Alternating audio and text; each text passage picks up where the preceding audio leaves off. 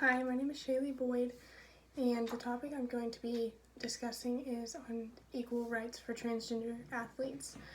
Um, it's still a fairly new topic to the sports world because even though people have been transitioning for hundreds of years, there hasn't been a lot of participation in sports at the collegiate and Olympic level. So we're now seeing people like Chris Mosier, who became the first trans athlete to compete on the U.S. Olympic team for the 50K race walk event. He wasn't able to finish due to an injury, but he became the first athlete to compete in the Olympic trials with the gender they identify. So Chris Mosier, I can't remember his female name after transition because I forgot to write it down, but she was the first one to be a trans woman to compete in an Olympic trials event with the gender she identifies by. Another instance would be Leah Thomas, an American swimmer attending the University of Pennsylvania. She caused quite an uproar as she became the first openly transgender athlete to win an NCAA Division I national championship.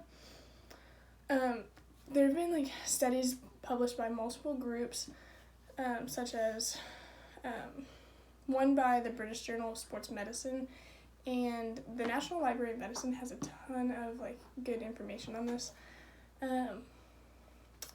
But they studied a group of people and had them take feminizing hormone therapy for a year, which is what a lot of the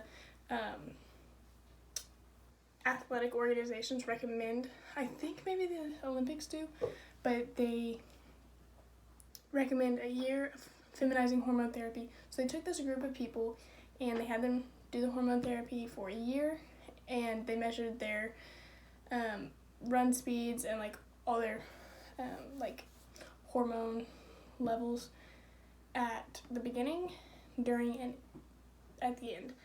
And even after the year of recommended time on the therapy, the trans women still had a 9% higher mean run speed than the cisgender individuals who were tested. Although rules and regulations are put in place to protect female athletes by separating them from male athletes, many fear that allowing trans women to compete against cisgender women will make it easier for men to take advantage of the opportunity to cheat by claiming to be a trans woman. Cisgender males have been scientifically proven to be biologically bigger, stronger, and faster than cisgender females.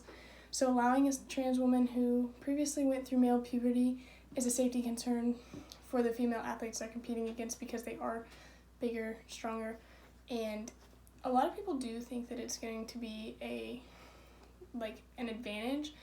I think everybody needs to have the equal rights, whether you split them into divisions or just say you have to have this level and proof of a sex change, because it's easier whenever they say your hormone levels just have to be at this level. It's easier for them to say, oh, well, my hormones are that level, but they might still have the advantages from going through male puberty because the male body develops to be a lot stronger, bigger, faster. Data from a comparative study done by A.E. Miller and multiple others found that the greater strength of the men studied was due primarily to larger fibers. The greater gender difference in upper body strength can probably be attributed to the fact that women tend to have a lower proportion of their lean tissue distributed in the upper body. It is difficult to find specific solution to every aspect without excluding or endangering the rights of any group involved. However, there are some options where everyone gets what they want to an extent. One solution would be to create open categories. So anyone, any gender that identifies would be able to kind of have the ability to compete without a lot of rules and stipulations, because in a world society today, mental health, especially like in the collegiate level, mental health has not been taken seriously, and we're seeing that in higher suicide rates in athletes. So studies have been done that show, here's an example. An observational study by J. Adelaide Health found that discrimination against transgender individuals is a significant cause of higher depression, PTSD, and suicidal rates. Sports have been proven to be extremely beneficial to physical and mental health, and many people use them as an outlet. Several states, like Idaho, for instance, have laws in place preventing transgender athletes from joining sports teams, and similar bills are expected to reach legislation soon. So the idea that sports are supposed to be a great equalizer, that is not being supported in sports today. We are seeing a lot of people are afraid of change, and since there's not enough studies done on the biological differences, it can't really be decided, but